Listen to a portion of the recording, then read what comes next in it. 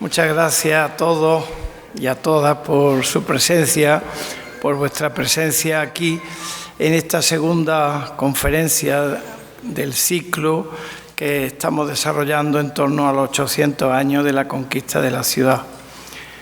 Después de la conferencia de la semana pasada, que nos dieron algunas novedades como el documento que al mes y pico de conquistar la ciudad, pues en la Cancillería del rey Fernando III elaboran un documento para conceder un predio a un señor y allí estaba citando que Baeza ya estaba conquistada. Así es que una aportación muy significativa, sobre todo por ese cambio de año que claro, todos lo hemos leído y siempre, 1227, y había que justificarlo. Bueno, pues esta tarde nos reunimos aquí para escuchar al profesor Galera Andreu, que es, como todos ustedes saben, una persona muy preparada en el mundo del arte y al que en primer lugar quiero saludar y agradecer que aceptara la invitación del Ayuntamiento para estar hoy con nosotros y hablarnos de la figura de ese rey tan importante que es para la ciudad y para todo lo que es Andalucía, sobre todo la Andalucía del Valle del Río Guadalquivir, como fue la figura de Fernando III, canonizado en el siglo XVII, Fernando III el Santo, y nos va a hablar con el título de La iconografía San Fernando en el arte. Bien, el profesor Galera, para mí es un honor verdaderamente pues, poder presentarlo, aunque presentar a Pedro Galera en Baeza pues verdaderamente es difícil porque ha venido tantas veces, ha estudiado tanto nuestra ciudad, nuestros monumentos y siempre ha respondido a las invitaciones que le ha hecho el ayuntamiento o que le ha hecho la universidad, ha dirigido cursos en esta universidad y bueno, es un personaje conocido para todos nosotros. Pero bueno, algunas palabras hay que decir. Y lo primero es que pues don Pedro Galera, pues ha llegado ya a un nivel que solemos llamar maestro. Realmente yo no voy a dar aquí todo su currículum, que como comprenderán es largo y muy cualificado, aunque diré alguna, porque claro, para eso también me han invitado desde el ayuntamiento para que haga su presentación. Pero realmente, como decía, es una persona sabia en el mundo del arte y también en la vida. La prueba que ha llegado a este grado hay dos elementos muy significativos. Uno, que se va a producir el día 24 de este mes, y es que la Universidad de Jaén ha decidido dedicarle un espacio académico con su nombre. Y eso es muy significativo, que la universidad a la que le ha dedicado tantos años y tanto trabajo y realmente sigue pues estando a su disposición con el emeritago, porque es catedrático emérito, pues le hace un reconocimiento, lo cual está muy bien. Y luego otro segundo elemento, hace 2 años se le dedicó a él y a su esposa Luz Ulierte, la investigadora Luz Ulierte, que desgraciadamente no está entre nosotros, un congreso en Alcalá la Real. Y de ese congreso, en el que yo tuve la fortuna de participar también con una comunicación sobre un tema de Baeza, pues se ha publicado unas actas bien buenas que han estado al cuidado de Francisco Toro, que recientemente ha sido nombrado cronista de Alcalá la Real. Entonces, digamos, esos dos elementos pues marcan como una diferencia, como un nivel alto del profesor Galera. A todo ello, a su magisterio, pues se le une su bonomía. Entonces, pero voy a decir dos o tres datos esenciales de su amplísimo currículum. Como ya he dicho, pues es catedrático emérito de la Universidad de Jaén. Se vinculó ya al colegio universitario en el lejano año de 1972, luego sacar sus oposiciones y demás y hacer su tesis doctoral sobre la arquitectura de los siglos XVII y XVIII en Jaén. Pues fue profesor adjunto en Murcia, en la Universidad de Murcia, después en la Universidad de Granada, de donde fue decano de la Facultad de Bellas Artes. En fin, también fue nombrado académico correspondiente de la Real Academia de Bellas Artes de San Fernando, es consejero del Instituto de Estudios Jiennenses y lo ha dirigido este centro durante 8 años. En fin, fue, como ya he dicho, decano de la Facultad, bueno, eso no lo he dicho, decano de la Facultad de Humanidades de Jaén, y dirige la Cátedra Andrés de Vandelvira, que está haciendo un corpus de documentación muy importante sobre este importantísimo arquitecto. En publicaciones podría decir un montón, voy a citar 2 o 3, simplemente por señalarlas. Por ejemplo, un libro que es de referencia, Arquitectura de los siglos XVII y XVIII en Jaén, que le dieron un premio en la Caja de Ahorros de Granada y lo publicaron. Es un libro de referencia a los que nos acercamos a estos temas. También Arquitectura y Arquitectos en Jaén a fines del siglo XVI, que obtuvo el premio Cronista Cazabán en el año 1981. Y tiene también una serie de monografías, la de Andrés de Vandelvira, publicada en ACAL en el año 2000, o también algunos textos publicados en París. Y bueno, en definitiva, tiene un amplísimo currículum, numerosas investigaciones y en realidad está proyectando su sabiduría por todos los foros, sobre todo de la provincia de Jaén, a partir de la universidad. Así que yo quiero agradecerle mucho su aceptación, el que venga a hablarnos de la iconografía de Fernando III el Santo, y seguro que vamos a aprender mucho. Muchas gracias.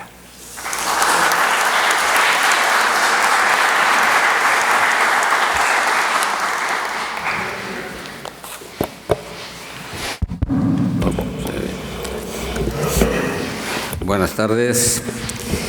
En primer lugar, quiero expresar mi agradecimiento, como es natural, porque para mí es también un honor, por supuesto, el participar en este ciclo que ha organizado el Ayuntamiento de Baeza con motivo del centenario, ¿no?, de su reconquista por parte de Fernando III. Y, por supuesto, a José Luis, que, como siempre suele ocurrir en estos casos, ex abundancia corda, ¿no? se cuentan más cosas de las que muchas veces, pues, por supuesto, uno merece.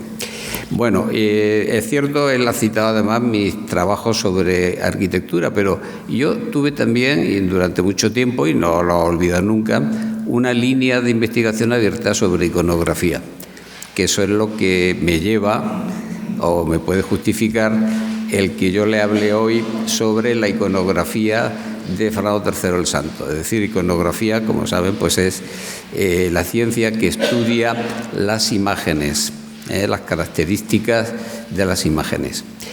Y la iconografía, en principio diríamos, bueno, pues sí, puede ser simplemente las representaciones, las efigies que se tiene de una persona o de una acción o de una institución, pero las imágenes se construyen, y esto es lo interesante del caso. Es decir, ahí detrás de esa imagen hay todo un discurso que tiene, lógicamente, muchas intenciones. Y en el caso de Fernando III el Santo, hay una que es muy clara. ¿Por qué se santifica, por qué se canoniza en el siglo XVII? Pues sencillamente porque la corona española, la monarquía, tenía una gran importancia, tenía un gran interés en que eso ocurriera. Hay aquí una frase que la traía apuntada, que es de Felipe IV, en una carta que le escribe al cardenal Borja, y le dice: el requisito que faltaba a la grandeza de esta monarquía. Es decir, la frase no puede ser más contundente. ¿Y por qué era lo que le faltaba? Pues porque en el convulso siglo XVII, entre otras cosas, España estaba en guerra con Francia y Francia tenía un rey santo, que para colmo era primo hermano de Fernando III, que era Luis, San Luis. Y, lógicamente, pues en ese clima de tensión, porque la guerra entre España y Francia, aparte de que se librara también en las trincheras, donde más se libró fue en la propaganda. Estaba contando esto, ¿no?, la importancia que tenía para la monarquía española como institución el que se hiciera santo, ¿no?, a San Fernando. El problema es que había dificultades, lógicamente, desde el punto de vista de la Iglesia, porque Urbano VIII, en principio, pues se resistía, bueno, y en general, toda, digamos, lo que era la curia romana, ¿no? Y al final, partiendo de que había una larguísima tradición en España desde la Edad Media, prácticamente desde la conquista de Sevilla, la Iglesia sevillana concretamente venía ya rindiéndole un culto a San Fernando, y por una fórmula que se llamaba per viam cultus, es decir, algo así como por el uso tradicional, por el uso consuetudinario, pues por aquel pequeño cauce fue como se empezó a abrir la vía para poder canonizar a Fernando III, cosa que no se logró hasta 1671, una fecha que, como ya veremos, pues resulta clave. Bueno, pero lo perceptivo es, lógicamente, una breve semblanza del rey, y porque, claro, la iconografía, la imagen tiene que ver con las cualidades, con las virtudes de una persona. Entonces, esto es muy importante. En la conferencia que tuvieron la semana pasada, me imagino que le hablarían de la figura también de Fernando III, ¿no?, de su peculiaridad. Bueno, no lo sé. El caso, yo, para empezar, pues traía esta imagen que me parece que es enormemente significativa. En la Catedral de Sevilla se conserva esta placa que forma parte de la urna funeraria, y todo esto es obra sobre todo de su hijo, Alfonso X el Sabio, que cultivó mucho ya la imagen y fomentó la imagen de su padre. Y como ven, se trata de una placa que está escrita en 3 lenguas, en castellano, en hebreo, y también hay una alusión, aunque no tiene exactamente la grafía en árabe.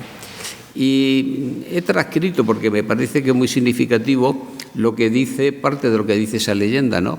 Aquí yace el rey muy honrado don Fernando, el que conquistó toda España, el más leal, el más verdadero, el más franco, el más esforzado, el más apuesto, el más granado, el más sufrido, el más humilde, el que más teme a Dios, el que más le hacía servicio, el que quebrantó y destruyó a todos sus enemigos, el que alzó y honró a todos sus amigos.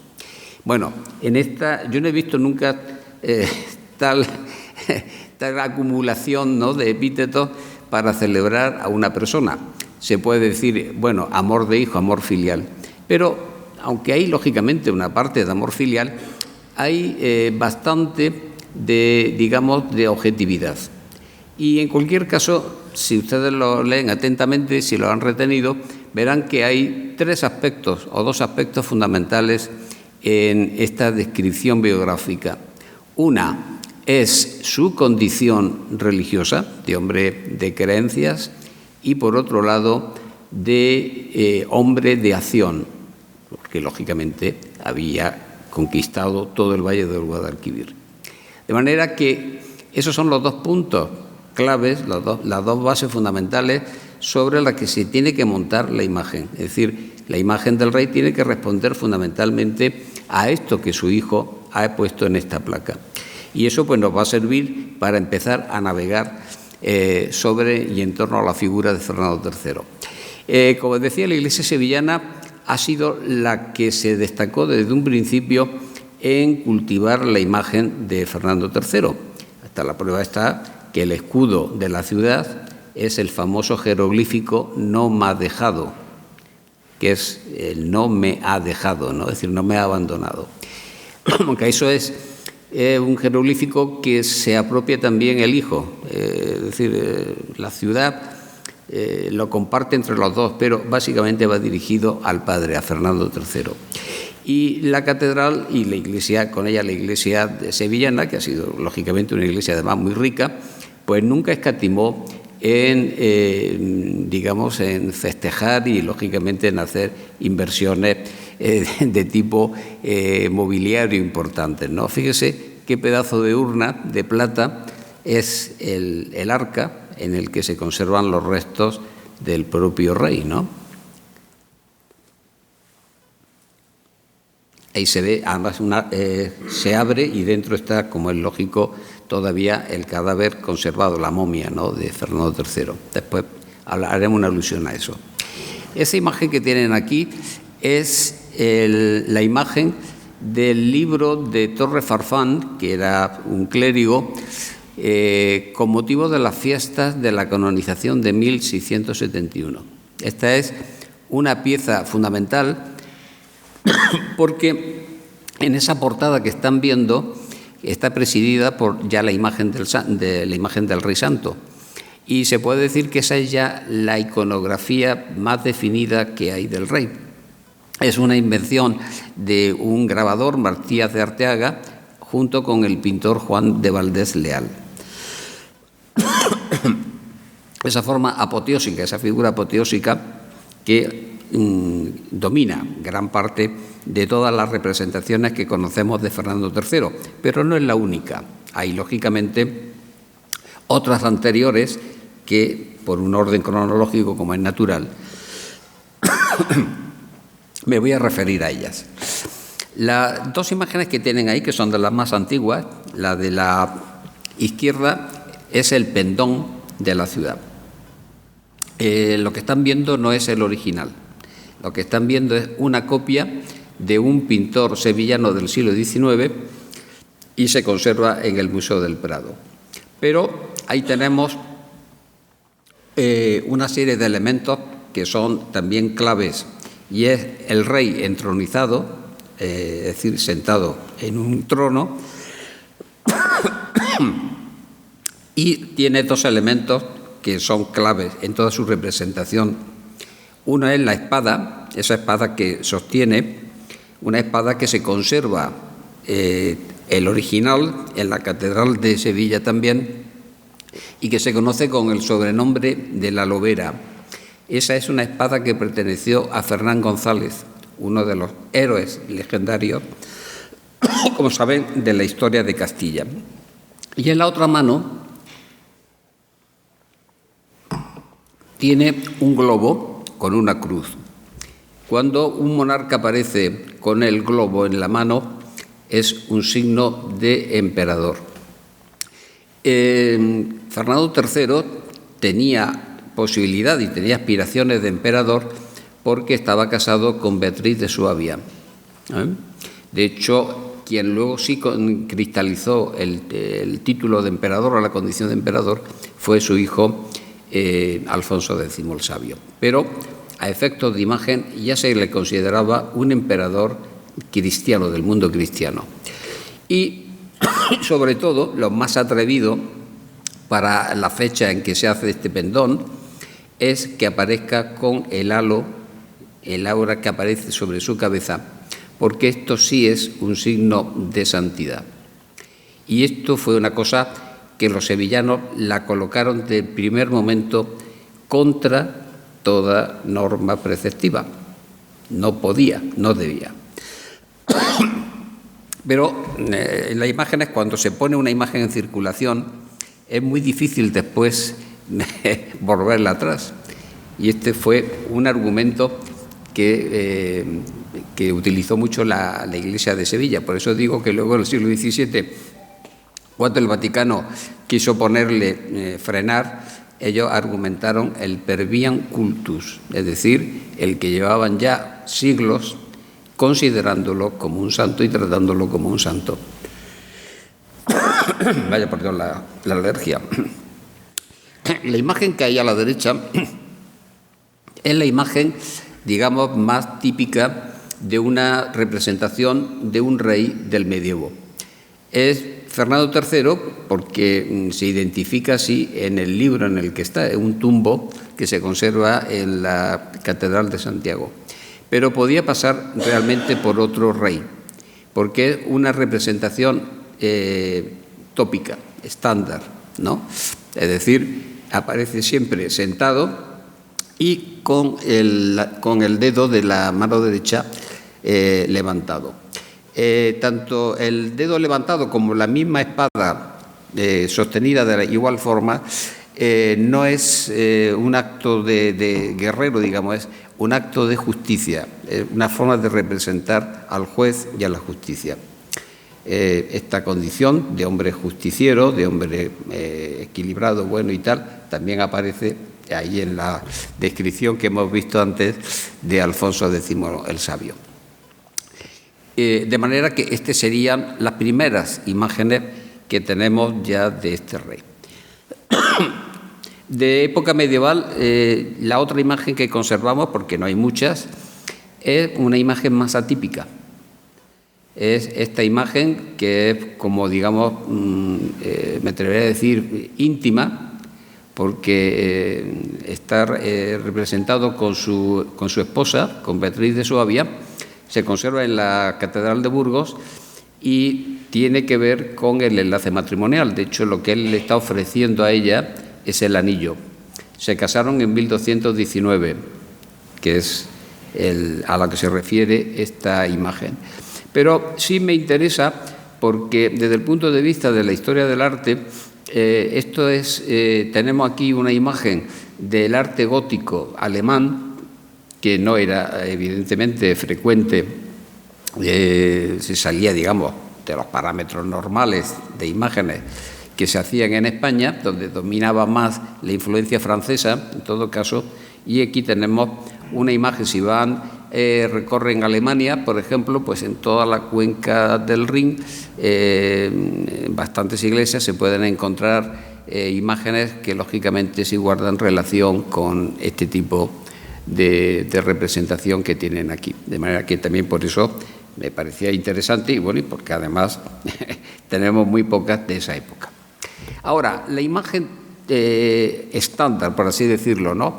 La que yo les señalaba antes, que se veía en las fiestas de 1671, obedecen a un modelo que es este que aparece aquí. Es el modelo, curiosamente, de un grabador francés y se hizo en Roma. Pues ya les comentaba antes la importancia de Roma y que Roma fue el escenario de toda esta tensión y de lucha propagandística entre franceses y españoles, ¿no? Y no es casualidad que sea, por tanto, eso, curiosamente, un grabador francés, Claude Audran, el que en 1630 hace esa imagen. 1630 es una fecha clave.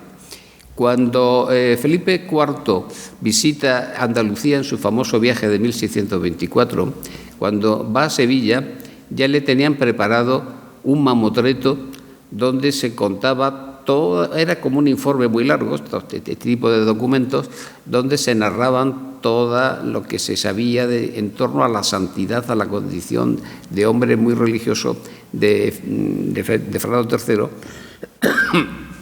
para que el rey la llevara a Roma y la defendiera y consiguiera la santidad. Perdón.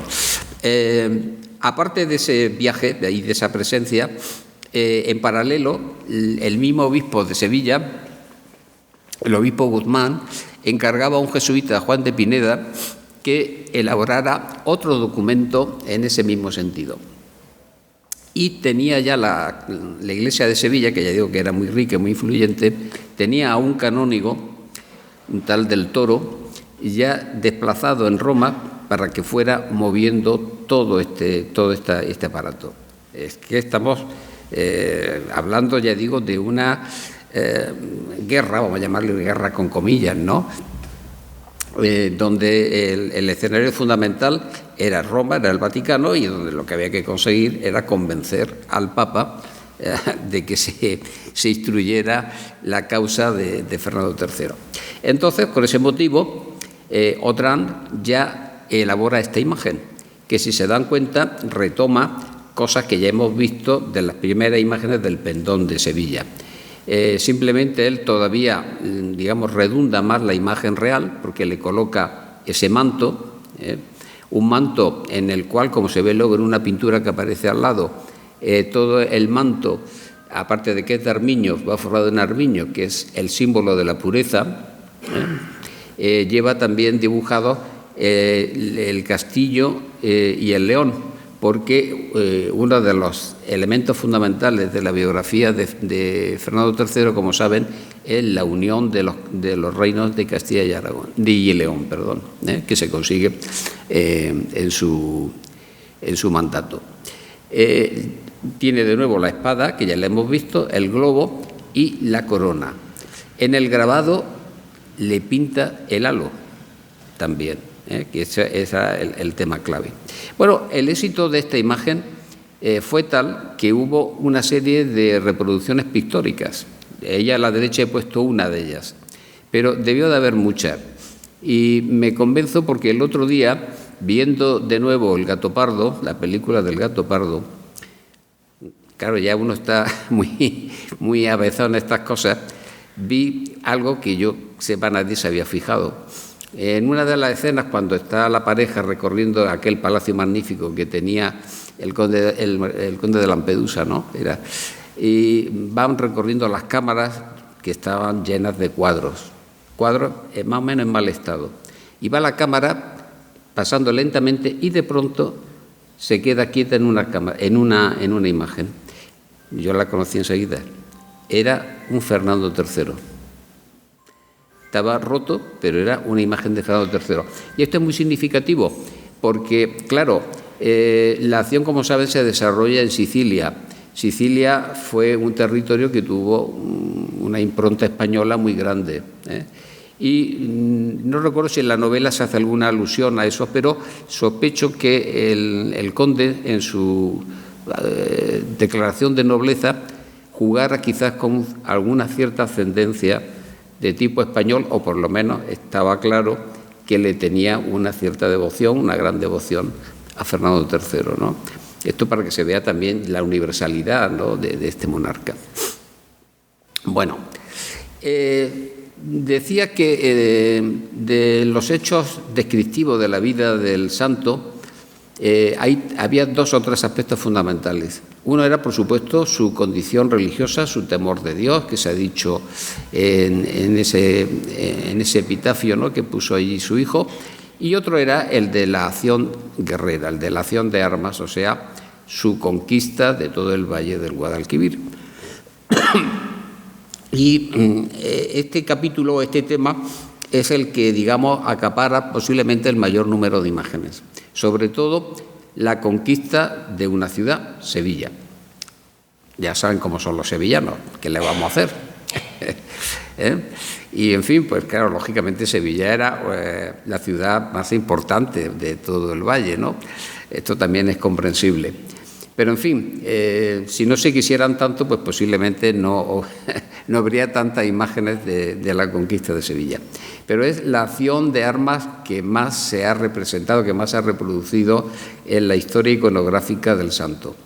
Y tiene algunas variantes, no siempre se representa la misma imagen. Vamos a ver precisamente algunas de esas variantes.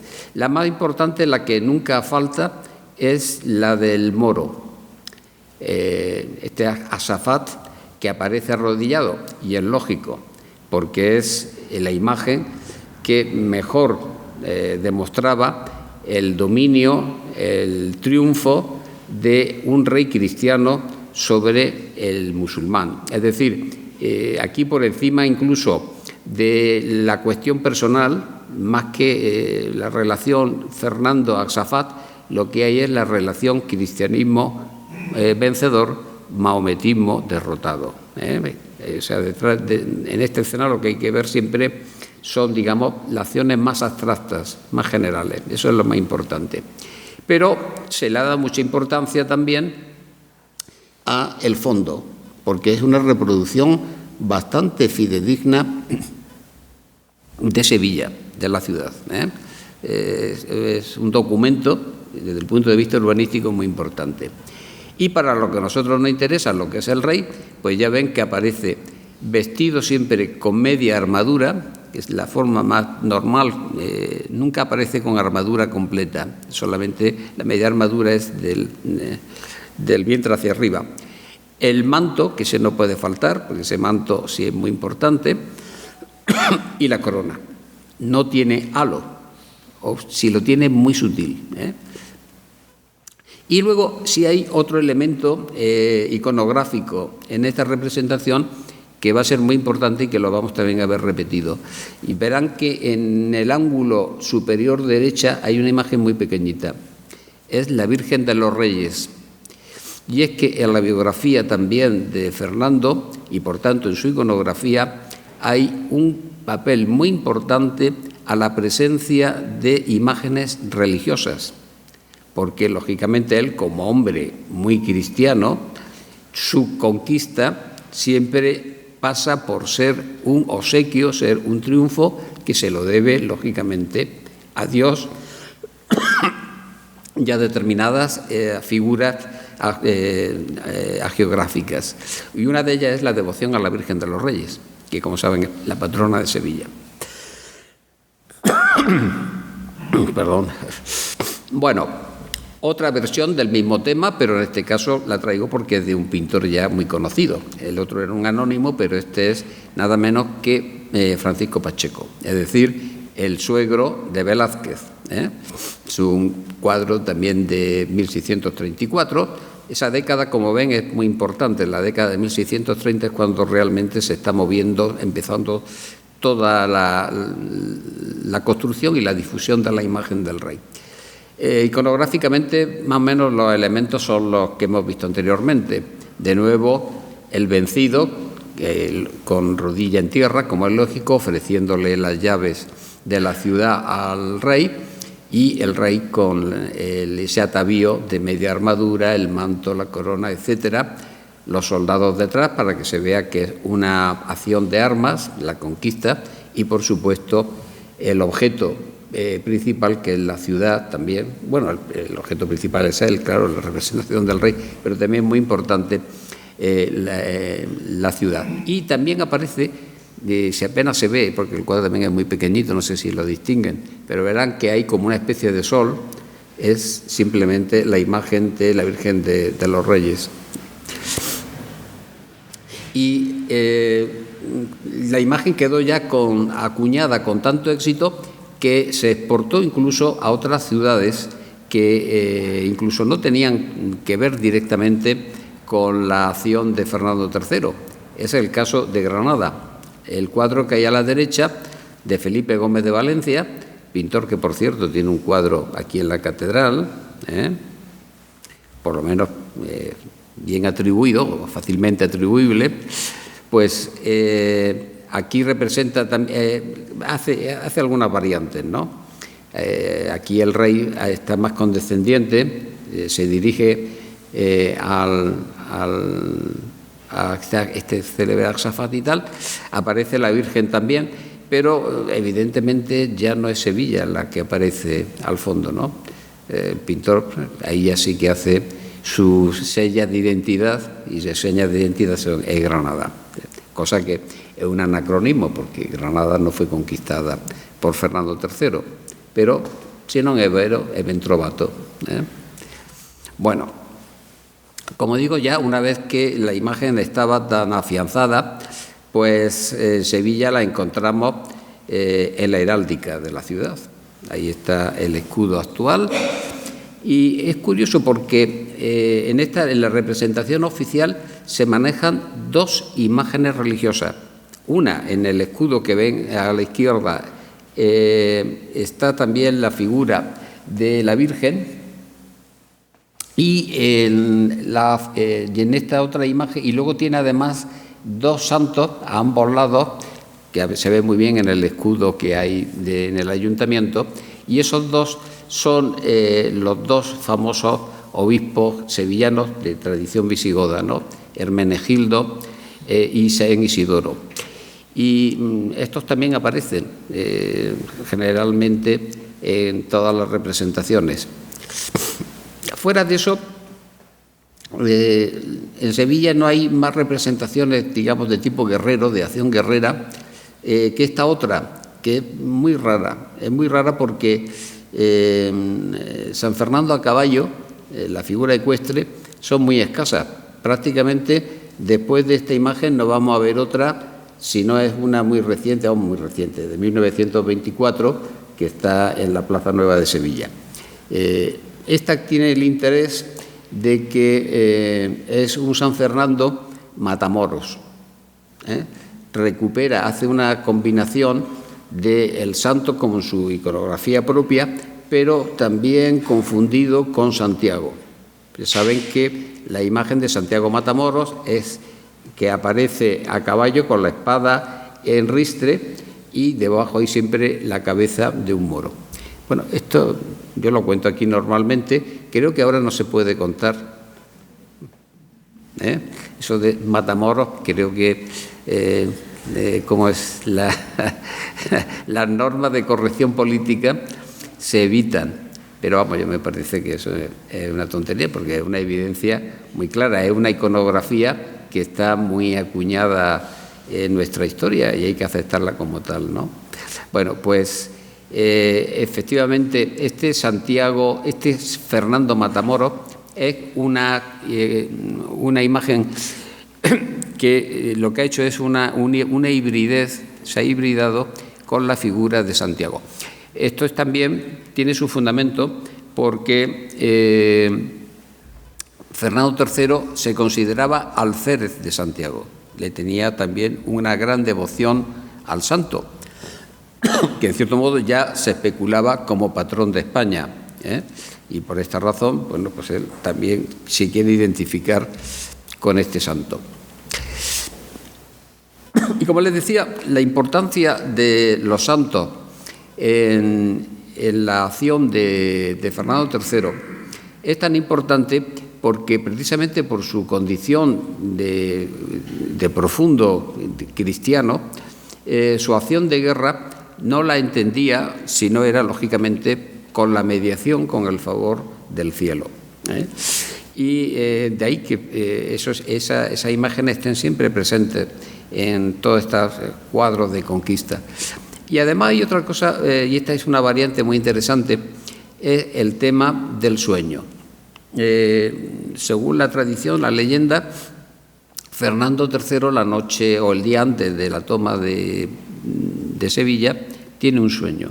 Y en el sueño se le aparece la Virgen de los Reyes.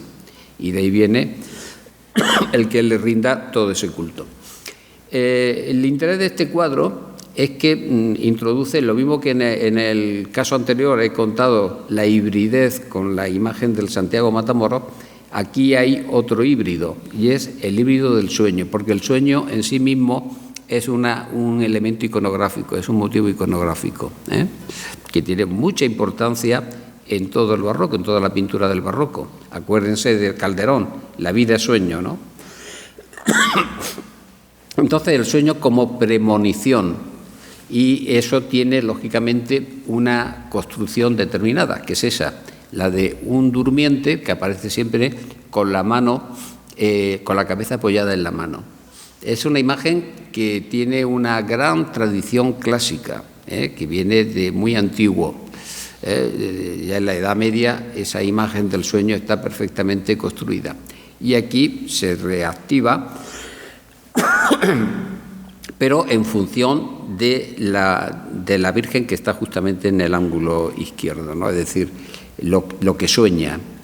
Y debajo además la ciudad de Sevilla, de tal manera que ya se compone como un jeroglífico también todo, ¿no? Él sueña la conquista de la ciudad y la presencia de la Virgen. Y por esta regla de tres, pues hay también otra serie de cuadros en el que incluso la imagen religiosa toma más fuerza que el propio retratado. Por ejemplo, en esta imagen, los nombres no se los digo porque están ahí puestos, los leen, ¿no? Los leen con facilidad. Este es un pintor discípulo de Murillo, Domingo Martínez, que por cierto es autor de las pinturas que hay en la ermita del Llano, en Baño de la Encina. Es un pintor que trabajó mucho aquí en Jaén. Bueno, pues como ven, tanto Hermenegildo, que es el que aparece a la izquierda, como Fernando, la verdad es que están empequeñecidos. Tiene mucho más desarrollo la figura de la Virgen. Esto tiene también su porqué, y es ese, ¿no? El de cómo precisamente se va incrementando la representación de las imágenes religiosas que han tenido un papel determinante en toda la vida y en toda la acción de Fernando. Y por esa vía incluso se permiten introducir otros santos que aparecen como metido un poco con calzador. Este es, por ejemplo, el caso de Córdoba. Córdoba tiene un convento, un monasterio que es muy importante relacionado con la imagen de San Pablo. Pues entonces el pintor Antonio del Castillo, que es uno de los grandes pintores de la escuela cordobesa, representa al santo, que es San Pablo, también haciendo esa misma función de inspirador del rey, con la imagen de Córdoba debajo. Castillo lo representa además con esta fórmula que se hizo también muy corriente en el siglo XVII, que esta es una imagen que tiene que ver mucho con el teatro, esto viene del teatro, ¿no? Que son los santos descendiendo del cielo sobre nubes. Digo que tiene que ver con el teatro porque parece ser que en Almagro, en el teatro de Almagro, bueno, y en los teatros que había en España en el siglo XVII, los tramoyistas, que eran ya muy expertos, tenían unos artilugios de madera en las que bajaban los santos, ¿no? Se hacían las representaciones de autos sacramentales de esta manera. Hay una discusión, no se sabe si fueron los pintores los que le inspiraron a los tramoyistas o los pintores lo tomaron de los tramoyistas. Es un tema bastante interesante, ¿no? para estudiar, pero bueno, aquí tienen un ejemplo muy claro. Y como siempre el rey aparece, como ven, con su vestimenta militar, siempre con la armadura, media armadura, en este caso con la banda. No tiene la espada, utiliza en cambio esa especie de cetro, que es también un símbolo de poder, un símbolo de realeza. Y bueno, más San Isidoro, claro, otro personaje que hemos visto que está en el escudo municipal y que también forma parte de la geografía sevillana, San Isidoro, y es otro de los que inspira al rey. Y de nuevo también tenemos otra imagen de aparición con los mismos recursos, ¿no? El descenso en la nube, y como plastificación del sueño, de un sueño que también tiene el rey. De hecho, lo que ven detrás es una tienda de campaña, una tienda lujosa, pero una tienda de campaña. O sea, el sueño tiene lugar antes de la toma de la ciudad. Y ya puestos con San Isidoro, pues no resisto traer esta imagen, primero porque es de un pintor muy famoso y porque es un pintor del cual además hoy, día 16, es el centenario de su muerte, Francisco de Goya, ¿no?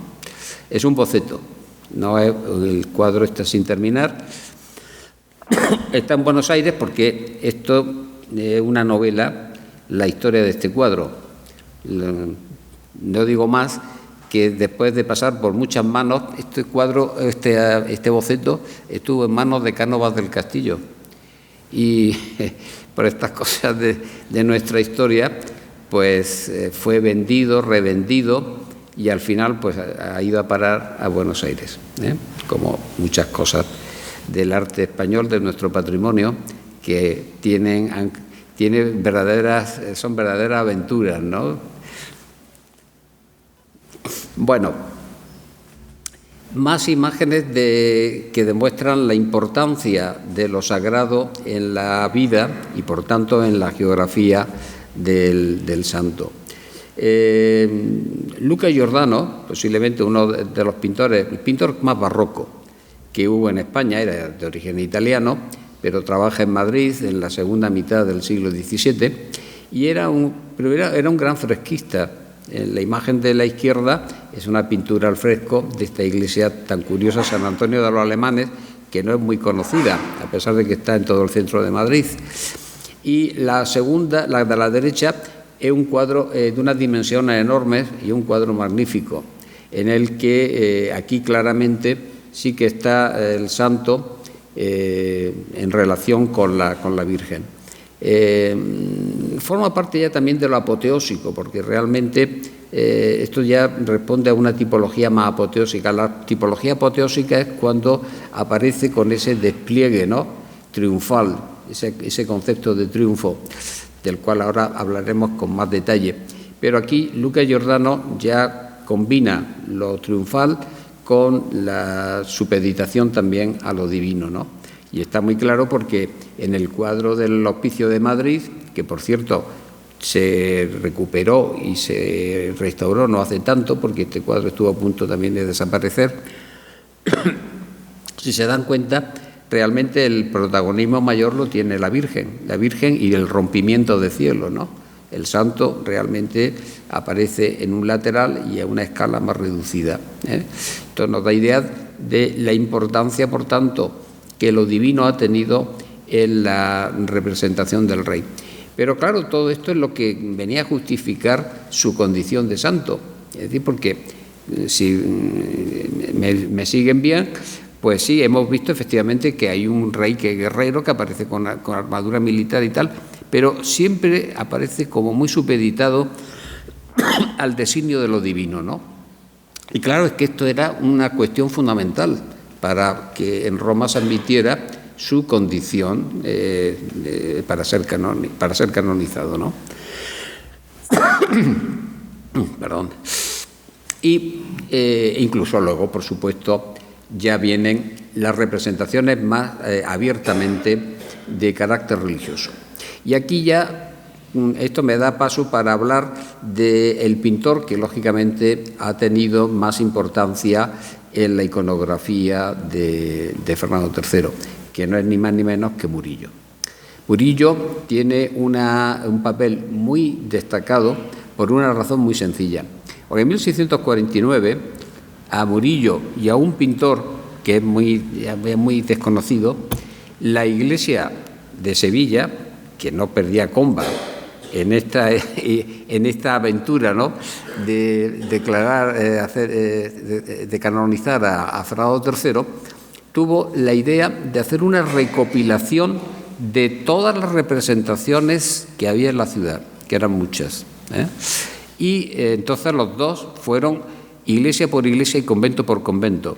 Los conventos y las parroquias, bueno, yo por supuesto, no, si yo hubiera tenido que poner aquí todas las representaciones de Fernando III, no acabamos, había muchísimas. Y había sobre todo una muy importante que era en San Clemente. El convento de San Clemente de Sevilla tiene varias imágenes de Fernando III, las tiene en escultura y en pintura, pero sobre todo hay una en pintura muy interesante porque se sospecha que es bastante fidedigna, pero sobre todo lo más fidedigno de la imagen de Fernando III es que Murillo le permitieron destapar la urna y ver el cadáver, con lo cual Murillo podemos decir que es el testigo más fidedigno que pudo ver la imagen directa del rey. Y eso ha dado pie a pensar que efectivamente la cara, la efigie de los cuadros de Fernando III pintados por Murillo sean los más fieles, los más próximos a la realidad. Este que tienen aquí, que es del Museo del Prado, uno de los cuadros más famosos, es simplemente la imagen de un rey allá absolutamente divinizado. Aparece de rodillas, sí, con ese carácter humilde que también subrayaba su padre, que se demuestra con el gesto de las manos unidas, por supuesto el estar de rodillas. El cetro y la corona están en un lateral, como diciendo esto es una cosa secundaria, ¿eh? Fíjense que no tiene la corona en la cabeza, como se ha representado en otros cuadros que hemos visto anteriormente, es decir, es el hombre piadoso. Pero donde lo que les comentaba antes de la vera efigie de Fernando III está aquí, en esta imagen. El grabado de la izquierda, que es un grabado que fue hecho por Matías de Arteaga, que ya lo he citado antes a propósito de las fiestas de 1671, esta imagen está hecha a la limón entre Matías de Arteaga y Bartolomé Esteban Murillo. Si se dan cuenta, la cara, la efigie del rey, es bastante diferente de lo que hemos visto hasta ahora.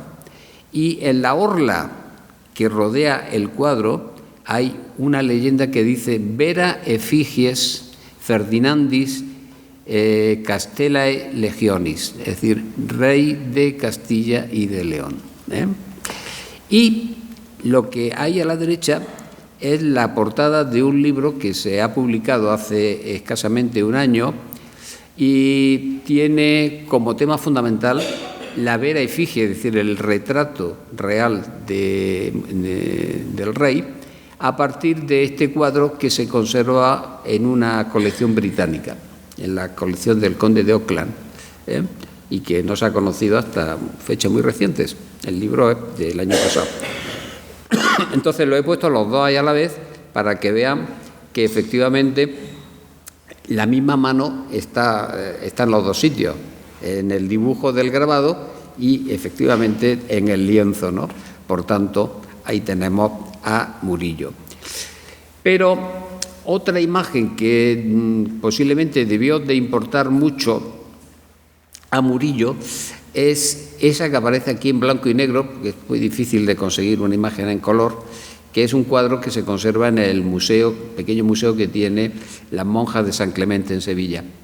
Fíjese que esa representación, que es del siglo XVI, tiene también un parecido bastante con este otro cuadro de Murillo que está en la Catedral de Sevilla, donde sí Murillo aquí pinta al rey con la fórmula que hemos visto del retrato oficial de Odrán, con la loera y el globo, pero fíjense en el gesto de la cabeza, cómo los ojos están elevados hacia arriba, es decir, están dirigidos hacia el cielo, y ese es un gesto que es un gesto de piedad, que es un gesto, digamos, también estándar, ¿no? Convencional, que lo habrán visto en otras muchas imágenes. En cambio, como un paréntesis diferente, apartado de esta imagen donde domina siempre el rey divino o el rey a lo divino, en cambio Zurbarán, que precisamente hacía retrato a lo divino, la imagen que hace de Fernando III de Zurbarán es la más profana de todas, porque lo representa sencilla y llanamente como un hombre de armas. Podría pasar por un mariscal de campo, con la banda, la armadura militar, el tocado con plumas, y esta es, digamos, la imagen que hizo Zurbarán. El cuadro famoso, el primero que aparece a la izquierda, está en el Museo de San Petersburgo, el Hermitage, en Rusia, pero a la derecha verán que hay una imagen muy similar, aquí sí con la espada en la mano, que es el que está en la iglesia de San Esteban, en el retablo, en la parte superior. Y la figura ya apoteósica, la modalidad, el subtipo, por así decirlo, ¿no?, del retrato de rey, también de rey a lo divino, es la apoteosis, la versión apoteósica, que es la que se elabora a partir de las fiestas de 1671 en Sevilla. Este es el modelo oficial. Y este es el que, digamos, cuaja el objetivo final que tenía, que era sobre todo, se hizo en tiempos de Carlos II, y es su madre Mariana, la reina Mariana, la que está detrás de hacer una gran campaña de divulgación de la figura del rey, sencillamente por una razón que es comprensible. El reinado de Carlos II es un reinado triste, es un reinado de mucha crisis. Y entonces lo que había, el gran empeño de la reina Mariana, era que se viera a través de Fernando III digamos, la fuerza, la potencia de la monarquía española, de una monarquía divinizada. Y entonces, en 1671, la corona dio una orden, sobre todo a todas las ciudades de Andalucía, para que se hicieran grandes fiestas de celebración de la canonización. Y esto pues tiene mucho que ver en el caso de Jaén, porque Jaén ha sido una de las que tiene el mejor conjunto iconográfico de ese mundo apoteósico.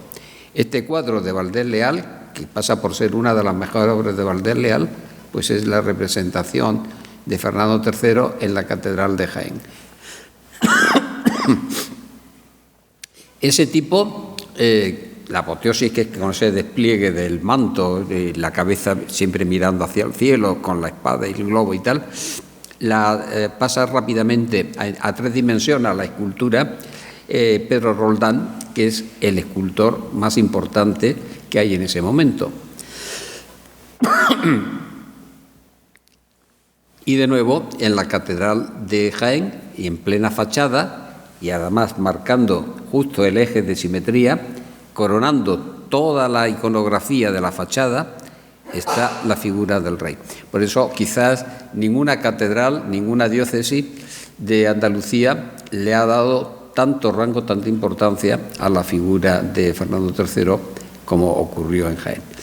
Pongo las 2 imágenes para que se vea cómo la escultura está inspirada directamente en la imagen de la pintura.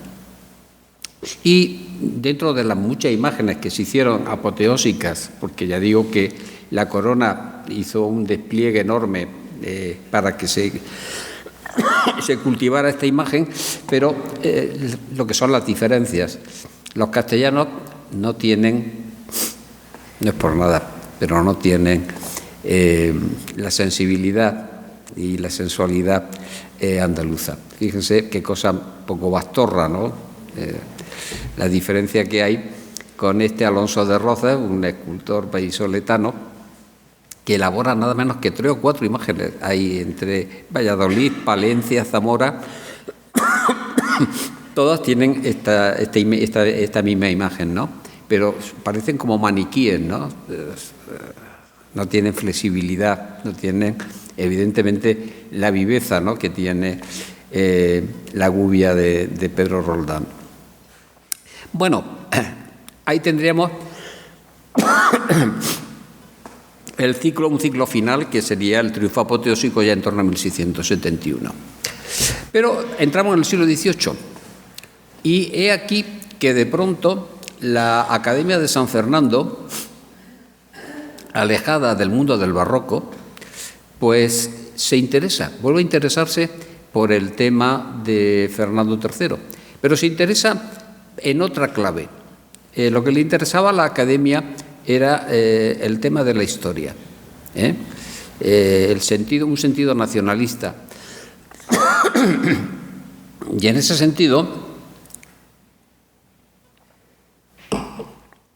la Academia empieza a introducir ya no solamente imágenes de la conquista de Córdoba, de la conquista de Sevilla, de la conquista de Jaén, sino de sitios que no eran, digamos, tan de primera línea. Y miren ustedes por dónde, ahí es donde Baeza entra de lleno.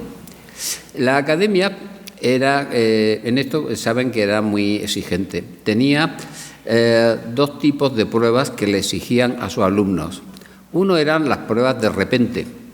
Tiene un nombre muy gracioso. De repente era que le decía, ¡hala!, a pintar esto. Y tenían que hacerlo improvisado. Pero tenía otra prueba que era una cosa muy sesuda.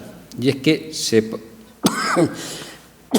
abría un concurso y se ponían las bases de lo que se tenía que pintar. Y aténganse a lo que decían las bases del concurso de 1760 y poco sobre el tema de la conquista de Baeza. Decía así las normas de la Academia. El santo rey don Fernando aparece acompañado del arzobispo de Toledo, don Rodrigo, de los maestres de Santiago, Calatrava y Alcántara, de muchos ricos hombres y gran parte de sus tropas. Recibe en Sierra Morena a los embajadores de Mahomet, rey de Baeza, el vasallaje que le ofrece este rey con varios presentes y víveres para el servicio. Como ustedes comprenderán, cuando esto lo ponía la academia, los pintores tenían que hacer un curso de historia, porque aquí no cabía el repente, aquí estaban condicionados, porque tenían que poner en el cuadro todo eso que aquí se dice, ¿no? Y eso es por lo que ustedes ven ahora mismo ahí ese cuadro tan abigarrado, en el que efectivamente aparece el rey, aparece una zona montañosa, Sierra Morena, aparecen unos caballeros que son todos esos maestres de las órdenes, el ejército, es decir, el cuadro responde punto por punto a lo que se le exigía. Y los servidores que van ahí con las vituallas, es decir, con los víveres, como dice, para alimentar al ejército. Bueno, este cuadro, que es de un pintor granadino, que tuvo mucho que ver con la representación de la Alhambra, desgraciadamente llegó fuera de tiempo y no pudo optar a los premios. No ganó el premio. Si hubiera llegado a tiempo, posiblemente hubiera ganado el primer premio del tema propuesto. Los premios se los llevaron estos dos señores que van a ver a continuación. Juan Ventura de Miranda, como ven, el mismo tema, y más o menos la misma ambientación, Y el otro es Lorenzo Quirós. Este cuadro, por cierto, me recuerda mucho, yo creo que este pintor aquí se inspiró en una representación que hay en La Carolina, un relieve que hay, donde aparece Carlos III con motivo de la fundación, ese tipo de tienda de campaña y tal. Se tomó esos préstamos, pero lo importante es toda esa parafernalia de personajes y de elementos que están descritos en las bases del concurso. Bueno, años más tarde, en el 1778, volvió a abrir otro concurso, la Academia, con un tema también de historia jienense. Ahora era la toma de Jaén, la rendición de Jaén. Y aquí fue fundamentalmente más temas de escultura. La gana este autor José Guerra, ¿no?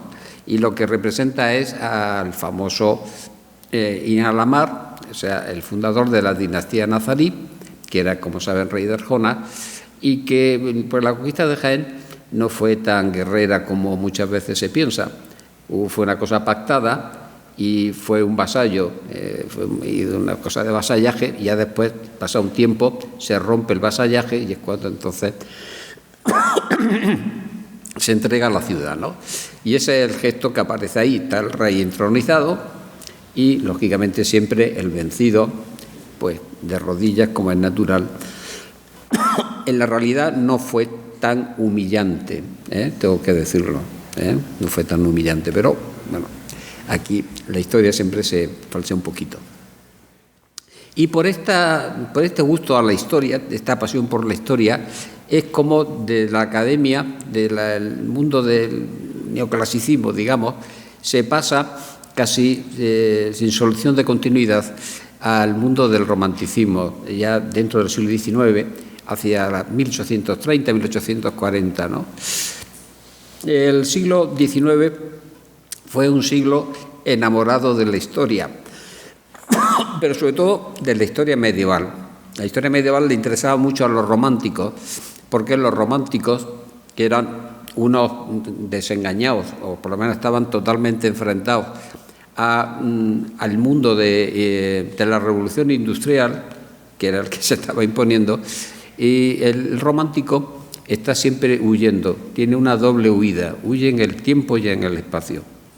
Entonces, en el espacio porque le gustaba paisajes y lugares que no fueran los de aquí, generalmente en el Oriente, y en el espacio y en el tiempo se refugiaban en el mundo medieval, como una especie de mundo perfecto y añorado, ¿no?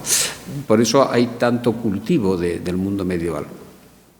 Aquí de nuevo he seleccionado esta obra del rey a la mar, también una vez más inclinándose y, en fin, rendiéndole el vasallaje a Fernando III. Pero lo que sí no deja de ser atractivo y pintoresco, sobre todo muy pintoresco, de estas representaciones de historia, es el gusto por la invención muy teatral, ¿no? Del ropaje. La gente de los románticos visten a los reyes de una forma que no era precisamente, no eran tan fieles a las corazas, a las armaduras, como hemos visto en las pinturas del XVII. Los revisten más un poco al modo gótico, es decir, como vestían los godos, con trajes talares, etcétera, ¿no? Esas imágenes que después son las que el cine también ha transmitido, porque se ha inspirado fundamentalmente en ellas. Es que no resisto la tentación de haberles traído este cuadro, que es, bueno, es absolutamente una pieza de teatro, La toma de Córdoba, que hace Rodríguez de Losada, donde está primero el rey con un brazo extendido, como declamando, el moro, por supuesto, una vez más, ahí de rodillas, y luego, en primer término, caballeros de las órdenes militares con todo su aparato de vestimenta. Y luego hay también, me he extendido mucho, me parece, a ver si... y hay otra cosa, hay otro aspecto también que es muy curioso del romanticismo, y es que lo mismo que cultiva estos temas muy grandilocuentes, ¿no? Tan teatrales, pero luego le gusta también mucho el mundo de la intimidad. Oh, por Dios, cómo estoy. Este cuadro, por ejemplo, este cuadro que es muy curioso, ¿no? Una escena de familia. La reina Beatriz, Beatriz de Suabia, la madre, Fernando III, y el joven Alfonso, que ya aquí está demostrando que es un prodigio, Está rodeado de libros, de instrumentos geográficos, como sabio que era, ¿no? Y están los padres, ahí el padre está incluso, por un lado está como rey, está sentado en su trono, pero fíjese que tiene una actitud muy de padre, ¿no? Con el libro abierto, como si le estuviera tomando una lección al hijo, y el hijo le está enseñando. Ella tiene además una posición, un cuerpo en forma de S, una cosa muy voluptuosa. Esto es lo que en los historiadores del arte llamaríamos un estilo trovadour, una cosa que se inventó algún historiador del arte, pero que es muy bonito, ¿no? Esa cosa tan decadente, tan inspirada. Y otro cuadro también de esa misma característica o parecida es este otro. No me dirán que esto no es tampoco absolutamente de teatro, El juramento de fidelidad de la nobleza a Fernando, y sobre todo un homenaje, ojo, a su madre, doña Berenguela. En las conferencias, me imagino que el otro día les contarían todo, pues que es que la historia, no voy a entrar, es muy complicada. Ya saben que Berenguela se casó 2 veces. Primero estuvo casada con un descendiente de Federico Barbarroja y el matrimonio se anuló. Después ya se casa con Alfonso IX. Tenía hijos de un lado y de otro. Ahí está Enrique, que realmente era el que le correspondía al trono, pero Enrique se muere joven. Y entonces es cuando la madre, pero es por empeño de la madre, porque a todo esto se habían revelado toda la nobleza castellana, los Lara estaban totalmente levantiscos, estaban enfrente de ellos. Y este cuadro lo que representa es cómo Berenguela aglutina a la otra parte de la nobleza castellana y consigue que juren a la fidelidad y nombren a Fernando III el rey, y luego a través de ahí es como ya se consigue la unión de Castilla y de León. Pero el cuadro tiene pues también muchas cosas que son tanto anacrónicas, no sé, el gesto de fidelidad, todos con el brazo extendido, el árbol. Todo esto viene poco de la iconografía del medievalismo centroeuropeo, tanto extraño. Pero claro, es que también la relación de la monarquía española con las casas de Hohenstaufen era muy estrecha, era muy fuerte, o sea que también eso se puede justificar así. Bueno, ya voy terminando. Y la otra línea más clara de la iconografía de San Fernando es, de nuevo insistiendo en su carácter piadoso, pero sobre todo en torno a la muerte. La muerte de Fernando III también fue un gran acicate para el proceso de su canonización, porque hay textos, por ejemplo, hay uno que también lo tenía aquí reseñado, que se puede relacionar con el cuadro de Gutiérrez de la Vega, que es la comunión, la última comunión de Fernando III, ¿no? A través precisamente de un texto que es del siglo XVII, sabemos que, y si lo tenéis por aquí apuntado, vamos a ver.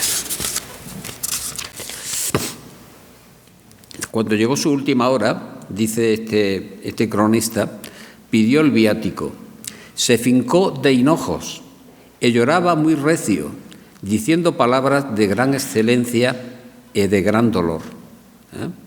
Esta descripción de la muerte de Fernando III debió también, lógicamente, de impresionar, como es lógico, al mundo del arte, y entonces también existe toda una línea de pintura, pero fueron sobre todo los maestros del XIX, ¿no?, los que explotaron más esta vía dramática del final. Y aquí lo tienen, en el cuadro de Gutiérrez de la Vega. Hay otra versión de otro pintor andaluz igual, donde aparece siempre el rey de rodillas, pero en un gesto de humildad, con la mano sobre el pecho, que este es también otro gesto convencional para expresar el arrepentimiento. Y todavía mucho más dramático es esta otra versión de Virgilio Mattoni, cuadro también enormemente teatral, en el que también se sabe por las crónicas que el rey se puso un sayo blanco con una soga al cuello que le colgaba, y además ceniza, se echaba ceniza sobre la cabeza, ¿no?, en un gesto como de sacrificio. Y es justamente ese patetismo de todo esto, ahí lo ven, ¿no?, totalmente rendido ante el cuerpo de Cristo que le presenta el arzobispo. Y es muy significativo porque aparece como eso, como un hombre vulgar y corriente, ya digo, con la ceniza, y luego ha puesto el pintor en el suelo la corona y el cetro, como diciendo, ahí se queda la pompa terrenal y yo muero como un cristiano fundamental, ¿no? La verdad que cerraría así el ciclo de todas esas representaciones del santo, que como ven pues dio bastante juego, ¿no?, siempre en torno a su santificación. Para terminar, simplemente mostrarle que, bueno, la iconografía del santo no termina en el siglo XIX. El siglo XX también la ha continuado y sobre todo con grandes monumentos. Este de Joaquín Bilbao, que está en Plaza Nueva, en todo el centro de Sevilla, una figura ecuestre. En la base tiene 4 grandes escenas que también están relacionadas con la vida. Esta otra que es muy curiosa, porque es de una ciudad de Venezuela, le llaman el San Fernandote, porque es una imagen gigantesca que está en una rotonda, ¿no? Un poco parece casi de carnaval, ¿no?, porque es demasiado grotesca. Y bueno, pues como es natural, y la última que pongo pues está muy conocida porque la tienen aquí, y es también una contribución de esta ciudad, como es lógico, a la figura de Fernando, que fue su conquistador, y de esta manera yo creo que Baeza ha cumplido muy bien, aparte, por supuesto, de este ciclo que se está haciendo. Pues nada más.